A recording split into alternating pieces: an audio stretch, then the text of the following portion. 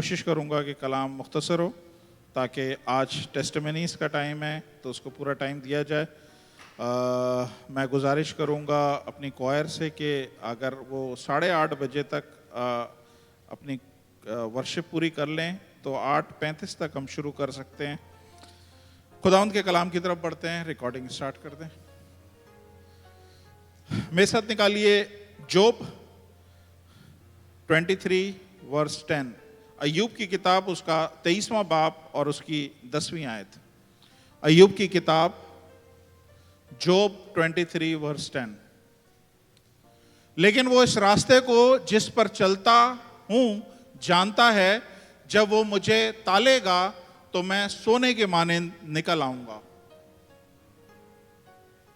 But he knoweth, can I put different translation? No. But he knoweth the way that I take, when he hath tried me, I shall come forth as gold. ये खुदा का कलाम बोल रहा है कि खुदा मुझे इन हालात में से लेके जाता है, कुछ ऐसे टेस्ट में से खुदा लेके जाता है, और जब मैं उस टेस्ट में से बाहर निकलता हूं तो मैं टूटा हुआ नहीं होता हूं, मैं चकनाचूर नहीं होता हूं, मैं मरा हुआ मुर्दा नहीं होता हूं, बल्कि मैं सोने के मानंद खड़ा होता हूं। बड़ी स्पेशल सी बात है। मैं ख़ास तौर पे भाई इधर रासुल खेमा से हमारे पास एक कपल रेगुलर आ रहा है और बहुत पुराने हमारे जानने वाले हैं। बेटा नवीद है और उसकी वाइफ है, उनको वेलकम करते हैं। पहली दफ़ा मैं इनकी मौजूदगी में यहाँ पे हूँ। जब भी ये आए, मैं उस टाइम पे नहीं होता था, तो मैं इनको दोनों को वेलकम बोलता हूँ। तो खुदा के कलाम में लिखा हुआ है कि खुदा जानता है कि वो हमें किस रास्ते से, किस जगह से लेके जाएगा, और जिस जगह से, जिस रास्ते से खुदा हमें लेके जाएगा, उसके बाद कुछ ऐसी चीज़ें होंगी जो ज़िंदगी में हमें देखने में लगेगा कि ये बहुत मुश्किल है, ये बहुत तकलीफ़देह है। कितने लोग ज़िंदगी में तूफ़ान पसंद करते हैं? कोई भी पसंद नहीं करता। कितने लोग ज़िंदगी में आजमाइशें पसंद करते हैं? कोई भी पसंद नहीं करता। कितने लोग दुख पसंद करते हैं? कोई भी पसंद नहीं करता। कितने लोग क्या कहते हैं, शर्मिंदगी पसंद करते हैं, रिजेक्शन पसंद करते हैं। हम ये चीज़ों को अपनी ज़िंदगी में नहीं चाहते कि इस तरह की चीज़ें आएँ। ये जब चीज़ें हमारी ज़िंदगी में, पेन आते हैं, दुख आते हैं, तकलीफ़ें आती हैं, शर्मिंदगी आती है, जब हमारी ज़िंदगी में चैलेंज या तूफ़ान आते हैं, तो उन तूफ़ानों में से जब हम गुज़रते हैं तो ऐसा लगता है कि जो कुछ हम में बचा है वो सब ख़त्म हो जाएगा, हम इस तूफ़ान में डूब जाएंगे। हम इस जगह पे, इस हालात में से जो गुज़र रहे हैं, इसमें शायद हम दूसरे किनारे तक नहीं पहुंच सकें। लेकिन खुदा अपने कलाम में बोल रहा है कि जब तुम ऐसी जगह में से, जिसमें से खुदा हमें टेस्ट के तौर पे गुजारता है, बाहर निकलोगे तो आप लोग खरे होगे सोने की तरह। क्या बिलीव कर सकते हैं आप लोग कि खुदा जब ऐसे हालात में से, ऐसे प्रॉब्लम में से, ऐसी समस्याओं में से, ऐसी प्रॉब्लम में से जब किसी को निकालता है, तो पहली चीज, खुदा का मकसद आपको तबाह करना नहीं है, आपको बर्बाद करना नहीं है, बल्कि खुदा का मकसद आपके लिए है कि आपको और स्ट्रांग करे, आपको ईमान में और बिल्ड करे। आई समझ में? जहन में रखिए, मुझे नहीं पता आप में से किसकी जिंदगी में कैसे तूफान चल रहे हैं, कैसी इस वक्त आजमाइशें चल रही हैं, लेकिन मैं आपको बता रहा हूं कि खुदा इस तूफान में अगर आपको लेके आया है तो इस तूफान में आपको डुबोएगा नहीं, इस तूफान में से आपको खुदा बाहर भी निकालेगा। और जब बाहर आप निकलेंगे तो आप गोल्ड की तरह, आप सोने की तरह प्योर होंगे। कैन यू बिलीव कि आप इस बात पे ईमान रख सकते हैं कि आजमाइशें, प्रॉब्लम, ये डिफिकल्टीज, ये चैलेंजेस, ये तूफान जब जिंदगी में आते हैं तो हम में से बहुत सारी चीजें, हमारी जिंदगी के, हमारे कैरेक्टर की बहुत सारी चीजें हम में से आहिस्ता आहिस्ता हम छोड़ते जाते हैं। हम कहते हैं नहीं, ये ठीक नहीं है, ये खुदा को नापसंद है, शायद मेरी इस प्रॉब्लम के सबब से ये मेरी ज़िंदगी में प्रॉब्लम आई है, मैं इससे भी अपने आप को अलग करता हूँ, ऐसे दोस्तों से भी अलग करता हूँ, ऐसी लतों से भी मैं अपने आप को अलग करता हूँ। हम क्या करते हैं, आहिस्ता आहिस्ता अपनी ज़िंदगी को साफ करना शुरू करते हैं। और ये कब होता है? जब आप किसी टेस्ट में से गुजर रहे होते हैं, जब आप किसी तूफान में से गुजर रहे होते हैं। खुदा बोल रहा है तूफान में से जब आप गुजरोगे तो उसके बाद आप डूबोगे नहीं, टूटोगे नहीं, बल्कि आप सोने की मानंद खड़े होगे। आज पास्टर हेनरी आपके सामने कलाम खोल के प्रीच कर रहा है, तो इसका यह मतलब नहीं है कि मैं सोने की तरह पैदा हुआ था, मैं तूफानों में से गुजरा हूं, मैं आग में से गुजरा हूं, मैं इस तरह की आजमाइशों में से गुजरा हूं, और आप ही की तरह मैं था गुनाहगार, लेकिन खुदा मुझे गुजार गुजार के जैसे सोने को आग में डाला जाता है और उसमें से सारा मैल निकलने लगता है, इस तरह खुदा हमारे मैल को निकालता है, खुदा सारी गंदगी को निकालता है। और जब सारी गंदगी हम में से निकल आती है, तो जब हम बाहर आते हैं तो कमजोर नहीं होते हैं और स्ट्रांग होते हैं, हम टूटे हुए नहीं होते हैं और जानदार होते हैं, जिसे कहते हैं इंग्लिश में बाउंस बैक करना। जब आप बॉल लेके जमीन पे टिप्पा मारें तो जमीन पे उछलती है। मैं आपको बोल रहा हूं, बाज दफा खुदा आपकी जिंदगी में ऐसा टाइम लेके आएगा कि आपको जमीन पे पटक देगा और आपको लगेगा कि मैं जमीन पे पटका गया हूं, अब मैं शायद दोबारा उठ नहीं सकता। मैं उन सब के लिए बोल रहा हूं, खुदा का प्लान आपको पटकने का नहीं है, बल्कि खुदा का प्लान ये है कि आप बाउंस बैक हो, पहले से ज्यादा ऊंचाई पे जाएं, पहले से ज्यादा ऊंची हाई पोजीशन पे जाएं। ये खुदा का प्लान है। हम में से कोई पसंद नहीं करता है कि हम आजमाइश में से गुजरे। मैं बता रहा हूं, आजमाइशों को जब हमारी जिंदगी में खुदा अलाउ करता है, खुदा इन आजमाइशों में से हमें तब्दील करने के लिए बहुत सारे काम करता है। हमारी जिंदगी में से अच्छाइयां निकलना शुरू होती हैं। हमारी जिंदगी में आज आप में से बहुत सारे लोग अपने आप को चेक करें, शायद पहले इतनी अच्छाइयां नहीं थी, शायद पहले इतनी आपकी जिंदगी में तब्दीलियां नहीं थी, लेकिन ये प्रॉब्लम और ये समस्या, ये जब चीजें आपकी जिंदगी में आना शुरू हुई, तो आहिस्ता आहिस्ता आपने सिगरेट छोड़ दी, आहिस्ता आहिस्ता तंबाकू खाना छोड़ दिया, आहिस्ता आहिस्ता शराब पीना छोड़ दी, आहिस्ता आहिस्ता बुरे लोगों की सोबत छोड़ दी, और आहिस्ता आहिस्ता आप प्योर होते चले गए, और खुदा आपको आज इस जगह पे लेके आया है। हालेलुया। खुदा इस बिल्डिंग में, ये खुदा का घर है, और इस बिल्डिंग में खुदा आपको एक सतून की तरह देखना चाहता है। कभी हीरा देखा है आपने? हीरे की चमक सिर्फ हम लोग देखते हैं, लेकिन कभी कोई हीरे से पूछे कि इस चमक को लाने में कितनी छेनियां उसने झेली हैं, कितने हथौड़ियां उस पर लगी गई हैं, कितनी जगह से वो काटा गया है, कितनी जगह से उसे टोका गया है, कितनी जगह से कर करके अब उसमें ये रूप आया है कि वो धूल से चमक रहा है। तो खुदा हमारी जिंदगी में इस तरह बहुत दफा चीजें लेके आता है, इस तरह काटता है, इस तरह ठोकता है, इस तरह मार पड़ती है कि हम में से रोशनी निकलना शुरू होती है, हम में से रोशनी निकलना शुरू होती है। हालेलुया।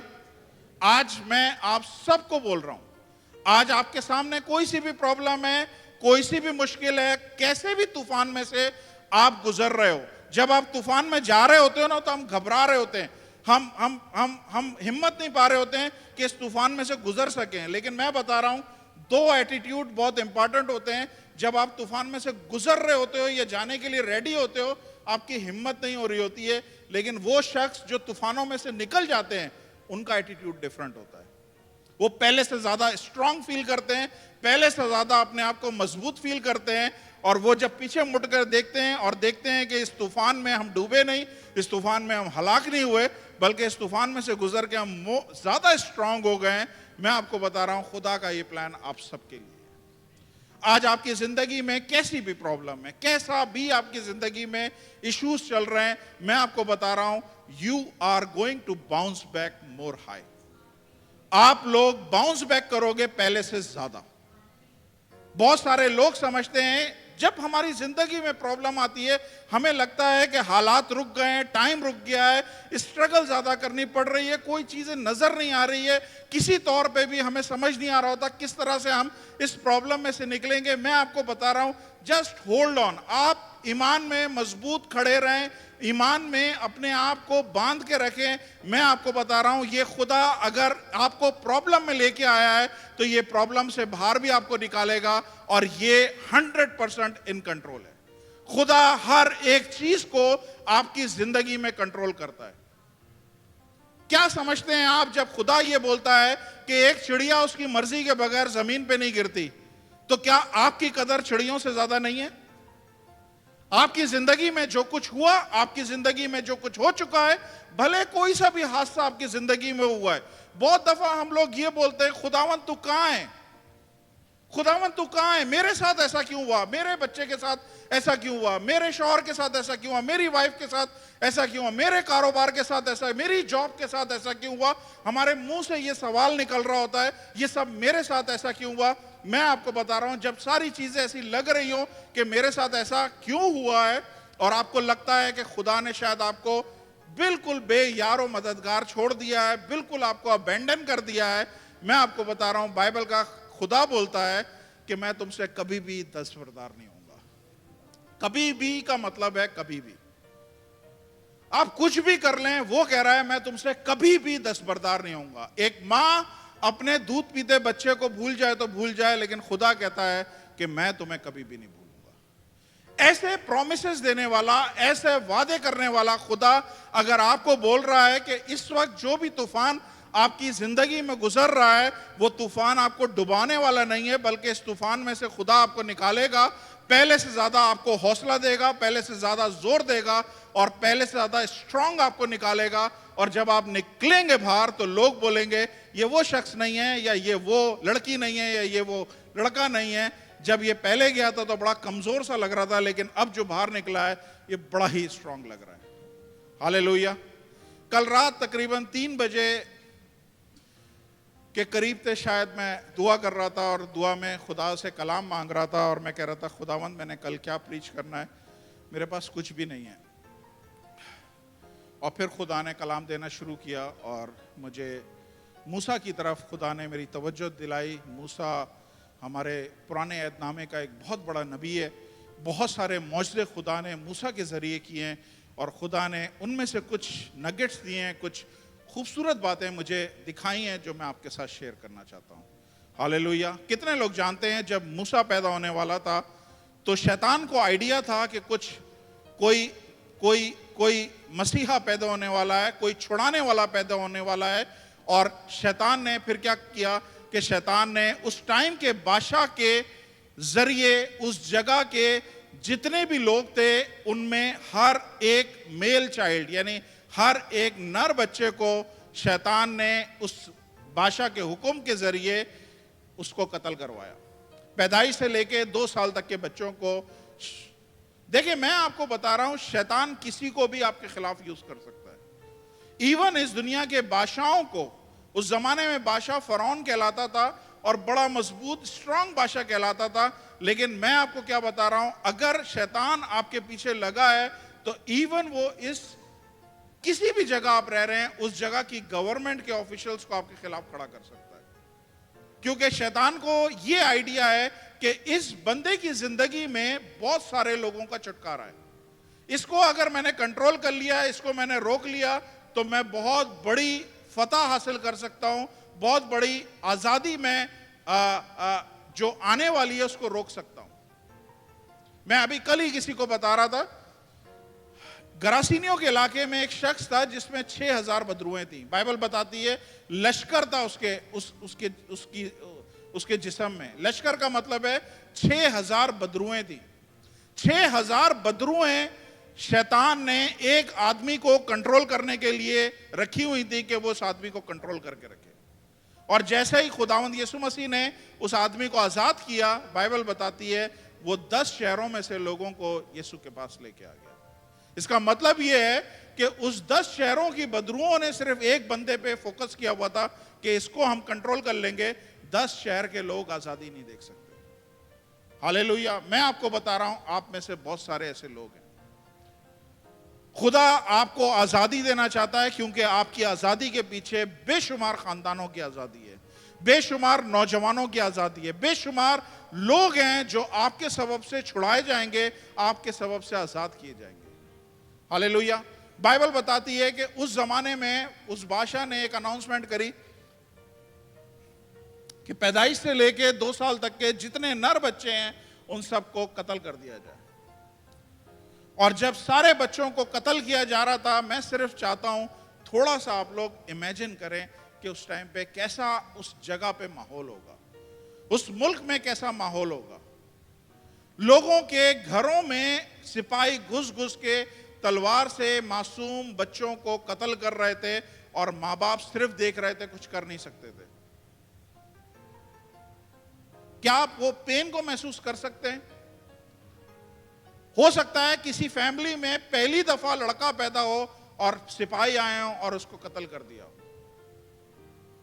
कोई फैमिली जमाने से बच्चे का वेट कर रही हो और कई सालों के बाद उनको औलाद मिली है, और जैसे ही औलाद मिली है मुल्क की तरफ से ऑर्डर आ गया जितने नर बच्चे हैं उनको कत्ल कर दिया जाए, और उन्होंने अपनी आंखों के सामने उस अपने बच्चों को मरते हुए देखा।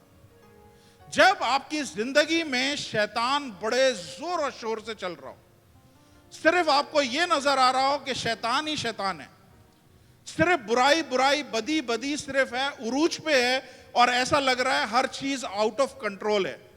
सुने, जब आपकी जिंदगी में शैतान बहुत लाउड हो और खुदा बिल्कुल खामोश नजर आ रहा हो, आसपास लोग मर रहे हैं, आसपास बच्चे मर रहे हैं, पूरे मुल्क में हाहाकार मचा हुआ है, लोगों के घरों में रोने पड़े हुए हैं, हर जगह से सिर्फ रोने की आवाज आ रही है, ऐसा लग रहा है शैतान जो है वो पूरी तरह से, जैसे बाइबल में लिखा हुआ है कि वो गरजने वाले बब्बर शेर की तरह हर एक को ढूंढता फिर रहा है कि किसको पाड़ खाए। उस वक्त ऐसा लग रहा था कि शैतान ने हर घर में हर बच्चे को फाड़ खाया। शैतान बहुत लाउड लग रहा था, बहुत एग्रेसिव लग रहा था, बहुत पावर में लग रहा था। ऐसा लग रहा था कि सारे बच्चे, और शायद इस जगह पे कोई खुदा नहीं है जो इस चीज को कंट्रोल कर सके। मैं आज आपको बता रहा हूं, आज हो सकता है आप में से बहुत सारे लोग ऐसे हों जिनकी जिंदगी में शायद ये ऐसा चल रहा हो कि शैतान आपको लग रहा हो काफी लाउड है। आपकी जिंदगी में लग रहा हो जो हालात और सरकमटेंसेस आपके आसपास चल रहे हैं वो चीख चीख के बोल रहे हैं खुदा कोई नहीं है, इस जगह पे कोई खुदा नहीं है, अगर खुदा होता तो बचा लेता, इस जगह पे कोई ऐसा नहीं है जो तुम्हें बचा सके। इस तरह के अगर हालात आपकी जिंदगी में चल रहे हैं, मेरी तरफ देखिए, इस तरह के अगर हालात चल रहे हैं कि आपके सरकमटेंसेस चीख चीख के आपको बोल रहे हो अब नहीं कुछ हो सकता, अब कोई तुझे बचा नहीं सकता, कोई खुदा नहीं है जो यहां पे तुझे बचा सके, मैं आपसे पूछना चाहता हूं, उस टाइम पे मूसा पैदा हो गया था या नहीं हुआ था? मूसा पैदा हो चुका था। मूसा पैदा हो चुका था, इसीलिए ऑर्डर निकले थे कि जहां कहीं भी ये बच्चा होगा वो कत्ल हो जाएगा। हालेलुया, समझ आ रही है?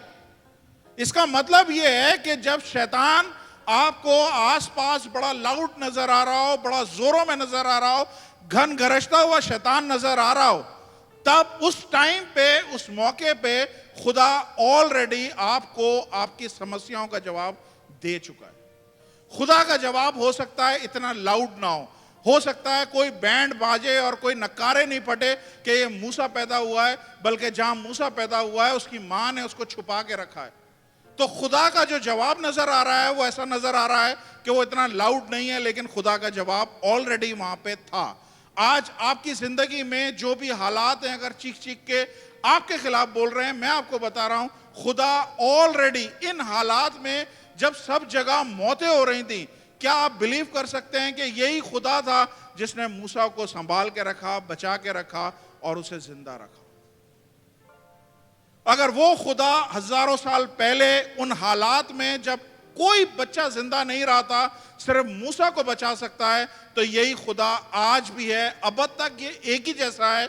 आज आप जिस प्रॉब्लम में से गुजर रहे हैं, जिन हालात में से आप गुजर रहे हैं, ये खुदा आपको इन हालात में बचा के रखेगा, संभाल के रखेगा, आपको कुछ भी नहीं होगा। ये खुदा आपको आज वादा दे रहा है कि इस वक्त हालात भले आपके खिलाफ कितना बोल रहे हो, बाज़ आवाज सरकमटेंसेस बहुत चीख चीख के बोल रहे होते हैं कि आप खत्म हो गया, आप कुछ नहीं हो सकता, मत सुने। आप सिर्फ इसकी देखें कि आपके गिर्द हाथ किसका है, किसने आपको संभाला हुआ है। उसने संभाला है जिसने हजारों साल पहले मूसा को सिर्फ संभाला हुआ था। हालेलुया, वो खुदा आज यहां पे मौजूद है, और वो खुदा आपकी हर एक प्रॉब्लम को जानता है, हर एक हालात को जानता है जिसमें से इस वक्त आप गुजर रहे हैं।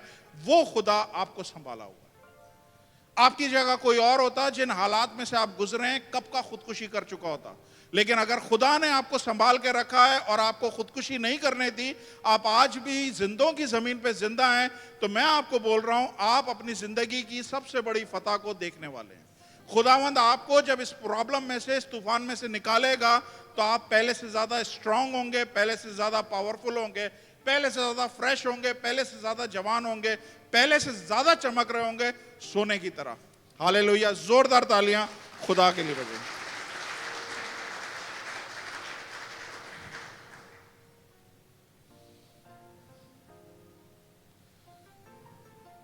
बाइबल बताती है खुदा, एक दफा मूसा ने खुदा से बोला कि मैं तेरे को देखना चाहता हूं। क्या बोला? मैं खुदा तेरे को देखना चाहता हूं। खुदा ने बोला मेरे को देख के कोई इंसान जिंदा नहीं रह सकता। लेकिन फिर खुदा ने कुछ बोला, मैं आपको पढ़ाना चाहता हूं ताकि आप देख लें। निकालिएगा एक्सोडस, खरूज की किताब 33 बाब,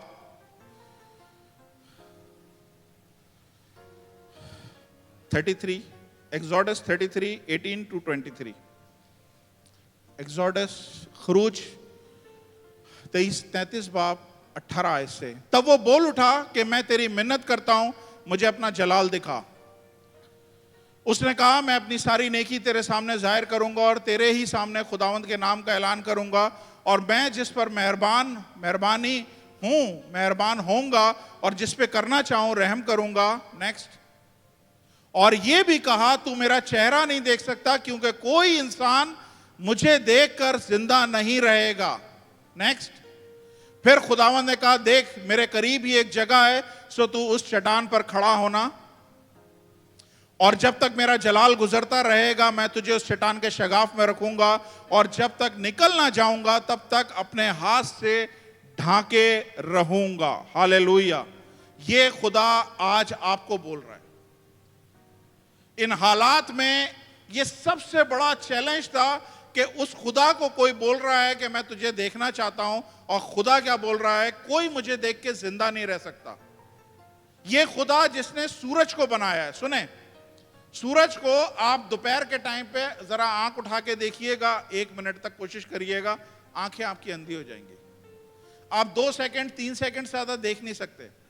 ये सूरज जो है ये खुदा में से निकला है। खुदा ने बोला रोशनी हो जा, और उस टाइम पे जब खुदा ने नैयर बनाना शुरू किए तो ये नैयर खुदा ने अपने में से निकाले या खुदा ने अपने कलाम के जरिए बनाए। तो जिसने बनाए वो खुद कितना बड़ा होगा। जब आप सूरज को 2 सेकंड नहीं देख सकते तो क्या उस सूरज को बनाने वाले को आप देख सकते हैं?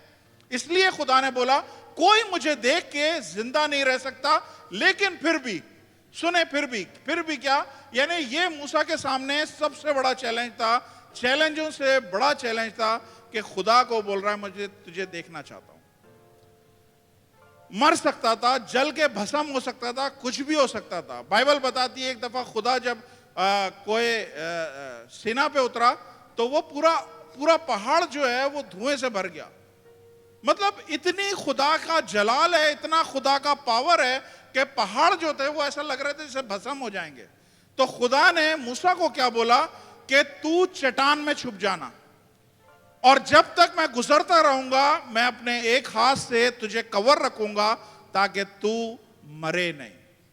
हालेलुया, मैं आपको बता रहा हूं ये वो कवरिंग हैंड आपके ऊपर खुदा ने रखा था जब आप अपनी उस प्रॉब्लम में से गुजर रहे थे, जब उस मुश्किल में से, जब उस इम्तिहान में से, जब उस टेस्ट में से, तूफान में से गुजर रहे थे और आपको लग रहा था मैं तिनके की तरह हूं, मेरी कोई वजूद नहीं है कि मैं इस तूफान, इस प्रॉब्लम का मैं सामना कर सकूं। तब ये खुदा का दाहिनी हाथ आपके ऊपर था जिसने आपको कवर किया हुआ था, और उस कवरिंग के सबब से ये तूफान गुजर गए लेकिन आपको कुछ भी नहीं हुआ।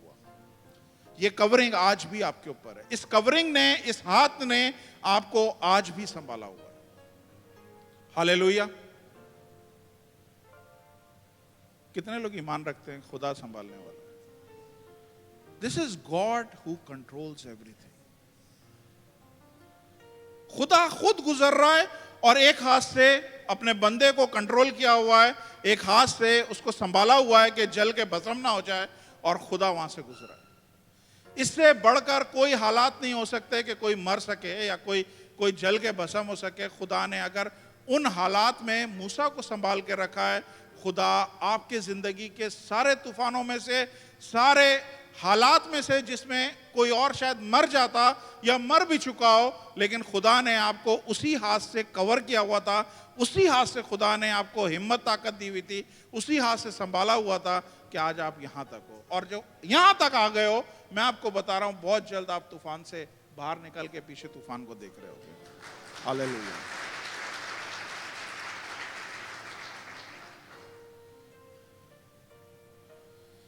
बाइबल बताती है खुदावंद मूसा को जब 3 महीने का हुआ, मेरे पास टाइम कम है, मैं खत्म कर रहा हूं, आपको पढ़ा नहीं रहा।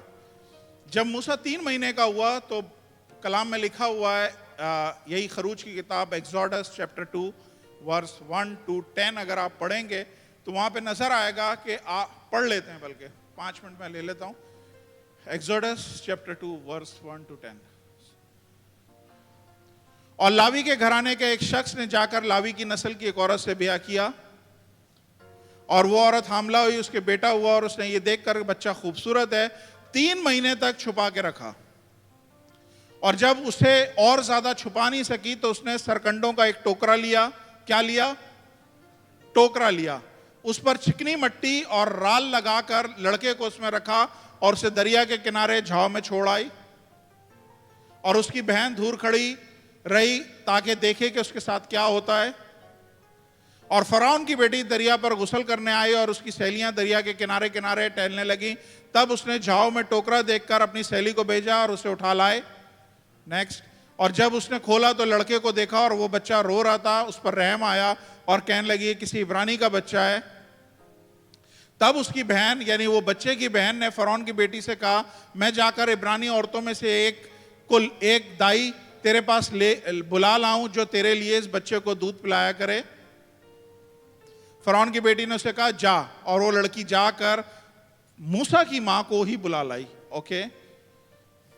और फरौन की बेटी ने उसे कहा तू इस बच्चे को ले जाकर मेरे लिए दूध पिला, मैं तुझे उजरत दिया करूंगी। वो औरत उस बच्चे को ले जाकर दूध पिलाने लगी। हालेलुया। 10वीं आयत। जब बच्चा कुछ बड़ा हुआ तो वो उसे फरौन की बेटी के पास ले गई और उसका बेटा ठहरा, और उसने उसका नाम मूसा ये कह के रखा कि मैं उसे पानी से निकाला है। हालेलुया। अब सुने ध्यान से जो मैं बोलना चाह रहा हूं।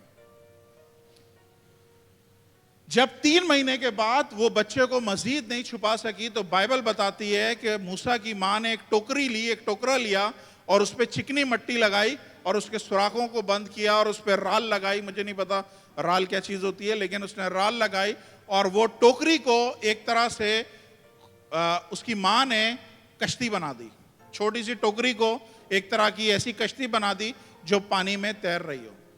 और उसने अपने बेटे को उस छोटी सी टोकरी में रखा और दरिया में छोड़ दिया। ये दरियाए नील है और खुदा मुझे दरियाए नील पे लेके गया है। मैं आपको बताऊं, दुनिया के सबसे बड़े बड़े मगरमच्छ अभी भी दरियाए नील में। आप ध्यान से देखें, एक एक पॉइंट को ध्यान से देखें, फिर आपको समझ में आएगा जो मैं बोल रहा हूं। चिकनी मिट्टी के साथ इस टोकरे को उसने एयर टाइट किया, या पानी से उसने बचाने के लिए चिकनी मिट्टी लगाई है। आप ध्यान से सुने, ये कोई इंजीनियरिंग नहीं है, उसने कोई लकड़ी नहीं लगाई, उसने कोई ऐसी चीज नहीं लगाई कि चीज फ्लोट होती रहे।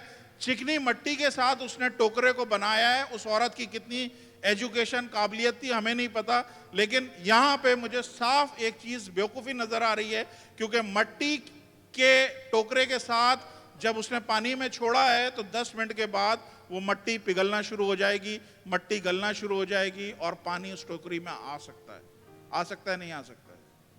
हालेलुया। लेकिन बाइबल बताती है कि वो टोकरी बहती रही। ये सारी टोकरी बनाने का मकसद क्या था? अपने बच्चे को बचाने का मकसद क्या था? कि किसी तरह से ये बच्चा इस मुल्क से या इस शहर से दूर चला जाए ताकि इसकी जान बची रहे। राइट? क्योंकि उस जगह पे सारे बच्चों को कत्ल किया जा रहा है, तो मां ने टोकरी बनाई इसलिए कि बच्चा उस जगह से दूर हो जाए, किसी दूसरे मुल्क में बहता हुआ चला जाए ताकि इसकी जान बची रहे। लेकिन बाइबल बताती है कि टोकरी हवा और पानी की लहरों के साथ साथ उस तरफ जा रही थी। किस तरफ जा रही थी? बादशाह के महल की तरफ जा रही थी। और बादशाह का महल कौन सी जगह है? जहां से ऑर्डर निकले। सुने, वहां से ऑर्डर निकले कि हर बच्चे को कत्ल कर दिया जाए, और टोकरी कहां पे जा रही है? उसी जगह पे जा रही है। क्या आपको लगता नहीं है कि हर एक चीज ऐसी है जैसे आपके लिए कही जा रही है? ये जो मूसा है ये आप हैं, ये जो टोकरी है ये आपकी जिंदगी है, ये जो पानी की लहरें हैं और धकेल रही हैं मूसा को फरौन की तरफ, ये सब आपके वो सरकमटेंसेस हैं जो आपको आहिस्ता आहिस्ता धकेल रहे हैं और उस जगह पे लेके जा रहे हैं जहां पे आपको लग रहा है कि मैं यहां पे जिंदा नहीं बचूंगा, मैं मर जाऊंगा, ये ऐसे हालात हैं, ऐसे सरकमटेंसेस हैं जो मेरी जान ले लेंगे। मैं आपको बता रहा हूं हर एक चीज में सिर्फ एक ही कंट्रोल नजर आ रहा है और वो खुदा का कंट्रोल है।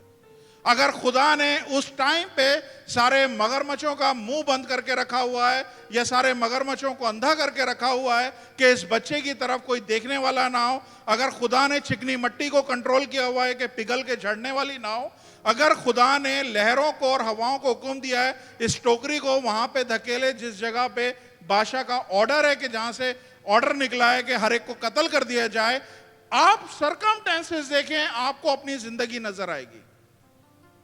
सरकमटेंसेस ऐसे हैं कि आपको उस तरफ धकेल रहे हैं जहां पे आपको लग रहा है कि ये इतनी बड़ी प्रॉब्लम है कि मैं इसको सह नहीं सकता, ये उस जगह पे मेरी जिंदगी जा रही है कि पता नहीं मैं इस जगह पे कैसे जिंदा रहूंगा, कैसे सरवाइव करूंगा, किस तरह से मैं इस जगह से निकल सकता हूं। लेकिन मैं आपको बता रहा हूं कोई और नहीं है, सिर्फ खुदा है जो जिसने मूसा की टोकरी को कंट्रोल किया, वही आपकी जिंदगी को कंट्रोल कर रहा है। इस वक्त आप जहां पे जिस जगह पे किसी भी तूफान किसी भी आजमाइश में से गुजर रहे हैं, God is in control. Hallelujah.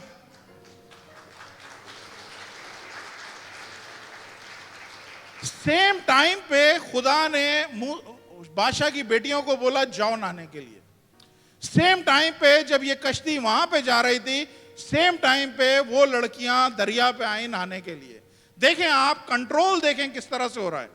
Same time पे वो लड़कियां नहाने के लिए आई, सेम टाइम पे ये बच्चा उस जगह पे पहुंचा है और उन्होंने उस बच्चे को देखा, उस पर रहम आया और उसी वक्त खुदा ने उसके दिल में डाला तू इस बच्चे को पाल। और उस टाइम पे फिर आप कंट्रोल देखें कि उसकी बहन उस जगह पहुंची और उसने बोला अगर तू बोल तो मैं इस बच्चे को दूध पिलाने के लिए कोई इब्रानी औरत लेके आऊं। उसने बोला हाँ जी लेके आ तू। तो वो बहन किसको लेके आई? मूसा की मां को लेके गई। मूसा की मां को लेके गई। अब वही मां जो इस बच्चे के लिए परेशान थी, वही मां जो इस बच्चे की जिंदगी के लिए परेशान थी कि मैं इसे किस तरह से छुपाऊंगी, किस तरह से इसकी जिंदगी बरकरार रख सकती हूं, वही मां अपने गोद में लेके उस बच्चे को फीड कर रही है, उस बच्चे को दूध पिला रही है और उसके पैसे मिल रहे, उसके पैसे मिल रहे। ये है मेरा और आपका खुदा। हालात को तब्दील करना इसको अच्छा लगता है। बाइबल कहती है वो अंधेरे में से रोशनी को निकालता है, नामुमकिन है, लेकिन बाइबल बोलती है वो अंधेरे में से रोशनी को निकालता है, वो बुराई में से भलाई निकालता है। क्या आप सोच सकते हैं ऐसा कर सकता है खुदा? बिल्कुल कर सकता है। वो आपके मैस में से मैसेज निकाल सकता है। आपकी जिंदगी इस वक्त जितनी भी मैस में पड़ी हुई है, इसमें से खूबसूरत मैसेज निकालेगा। ये टेस्ट में से टेस्टमनी निकालेगा आपकी जिंदगी की। मैं आपको बता रहा हूं ये खुदा वही खुदा है जो हर एक चीज को कंट्रोल कर रहा है। अगर ये कंट्रोल कर रहा है, ये आपकी जिंदगी के एक एक इंच को कंट्रोल कर रहा है। जो कुछ आपकी जिंदगी में पीछे हो गया है, एक वाकया देख के अगर देखेंगे तो शायद पेन होगा कि यार ये हादसा हुआ है, हाँ ठीक है, लेकिन बाइबल बोलती है सब चीजें मिलकर उससे प्यार करने वालों के लिए भलाई पैदा करती हैं। सब चीजें आप एक कॉन्टेक्स्ट में नहीं देखें, सिर्फ एक चीज लेके नहीं देखें, यार ये मेरे बच्चे की डेथ हो गई, यार ये मेरे जिंदगी के साथी की डेथ हो गई, या ये तलाक हो गई, या ये एक चीज देखेंगे आपको लगेगा हाँ ये पेनफुल है, मैं एग्री हूं, ऐसा हो सकता है। लेकिन बाइबल ये नहीं बोलती। बाइबल बोलती है सब चीजें मिलकर, सब चीजें मिलकर एंड में आपके लिए भलाई पैदा होगी, एंड में आपके लिए इसमें से खूबसूरत चीज निकलेगी। और एंड में जब आप इस तूफान में से निकलोगे, आप मोर स्ट्रॉन्गर होगे, मोर और ज्यादा चमक रहे होगे, और ज्यादा कुव्वत के साथ बाउंस करोगे। मैं आपको बता रहा हूं ये खुदा आपको इस तूफान में डूबने नहीं देगा। हालेलुया। अपने कदमों पे खड़े हो जाए, मैं दुआ करता हूं।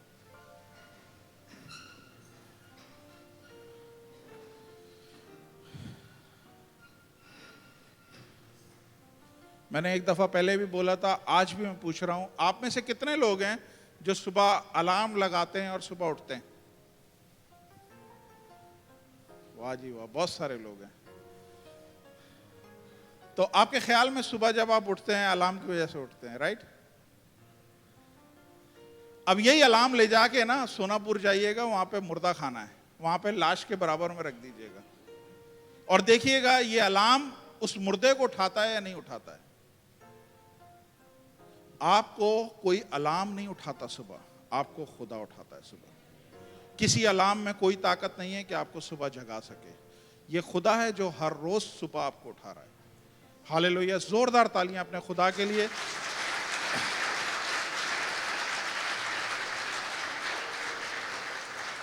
आज आप लोगों ने यहां से जाना है, मैं आपको बता रहा हूं, उदासी के साथ नहीं जाएं। आप लोग शिकस्ता होके नहीं जाएं कि मैं हारा हुआ जा रहा हूं। मैं आपको बता रहा हूं, इस्राएल का खुदा आपके साथ है, इस दुनिया का खालिक और मालिक आपके साथ है। बाइबल में लिखा है, अगर वो तुम्हारे साथ है तो कौन तुम्हारा मुखालिफ हो सकता है? कोई नहीं है जो आपके खिलाफ खड़ा रह सके, वो अकेला काफी है और वो खुदा आपके साथ है। और आज अपने कलाम से आपको बोल रहा है, he is in super control of your life. सारी चीजों का सुपर कंट्रोल खुदा ने कंट्रोल किया हुआ है। आपकी जिंदगी को कुछ नहीं होगा, कुछ भी नहीं होगा। जब आप बाहर निकलोगे तो आप गोल्ड की तरह चमक रहे होगे, आप में से शाइन निकल रही होगी, आप में चमक आ रही होगी, आप पहले से ज्यादा तरोताजा फ्रेश जवान नजर आ रहे होगे और पहले से ऊंचा बाउंस करोगे। हालेलुया। अपने सर पे अपने हाथ रखे मैं दुआ करता हूं। खुदावंद आसमानी बाप, हम शुक्रगुजार हैं खुदावंद आपके इस कलाम का जो आपने खुदावंद अपने लोगों के लिए किया। मैं ईमान से खुदावंद इस बात पे बिलीव करता हूं कि अगर आपने बोला है कि मैं तुमसे हरगिज दस्तबरदार नहीं होऊंगा, अगर मैं कभी भी तुम्हें यतीम और बेआसरा नहीं छोड़ूंगा, तो खुदावंद आप अपने वादों में सच्चे हो। हम इंसान हैं, वादा करते हैं और हम भूल जाते हैं, लेकिन खुदावंद आप अपने वादों में वफादार हो और सच्चे हो। अगर आपने वादा दिया है कि मैं दुनिया के आखिर तक तुम्हारे साथ हूं, किसी भी तूफान में से, किसी भी दरिया में से, किसी भी सैलाब में से अगर तुम गुजरोगे तो मैं तुम्हारे साथ होऊंगा। खुदावंद हम इस वादे को रिसीव करते हैं और ईमान से खुदावंद जितने लोग यहाँ पे जमा हैं, और मुझे नहीं पता कौन से सरकमटेंसेस से कौन गुजर रहा है, किस तरह के तूफान इन लोगों की जिंदगी में, लेकिन मैं खुदावंद इन सब के लिए इनको एक अनाउंसमेंट करना चाहता हूं कि इनकी जिंदगी का कंट्रोल शैतान के हाथ में नहीं है, इनकी जिंदगी का कंट्रोल इनके सरकमटेंसेस के हाथ में भी नहीं है, इनकी जिंदगी का कंट्रोल खुदा के हाथ में है और खुदा वेल कंट्रोल कर रहा है इनकी जिंदगी को। और जब ये खुदा इसमें से निकालेगा, ये पहले से ज्यादा स्ट्रांग और पावरफुल होंगे, पहले से ज्यादा ऊंचा बाउंस करेंगे, पहले से ज्यादा खूबसूरत और पहले से ज्यादा जवान होंगे, पहले से ज्यादा शाइन कर रहे होंगे। इनकी जिंदगी खुदावंद मांद नहीं होगी, बल्कि इनकी जिंदगी शाइनी जिंदगी होगी। लोग दूर दूर तक देखेंगे खुदावंद। ऐ बाप, मैं इन सब के लिए आपकी तसल्ली, जोर, इत्मीनान मांगता हूं। इस तूफान में गुजरने के लिए खुदावंद आपका ईमान और आपका फेथ मांगता हूं, ताकि ये लोग ईमान में ठहरे रहें और इस तूफान में से गुजरें और जब बाहर निकलेंगे खुदावंद ये बिल्कुल डिफरेंट होंगे। यीशु के नाम से खुदावंद आज इस चर्च में जितने लोग आए, टूटे हुए आए, खुदावंद हारे हुए शिकस्ता दिल के साथ आए, यीशु के नाम से जब ये यहां से जाएं तो खुदावंद भर के जाएं, ईमान के साथ भर के जाएं कि हम टूटने वाले नहीं, हम बिखरने वाले नहीं, हम मरने वाले नहीं, हम बर्बाद होने वाले नहीं हैं, बल्कि हम पहले से ज्यादा स्ट्रांग होकर बाहर निकलेंगे। यीशु के नाम से खुदावंद आपका शुक्र करता हूं। हर एक को बरकत दीजिएगा खुदावंद, आपके नाम की तारीफ हो, यीशु मसीह के नाम से, आमीन।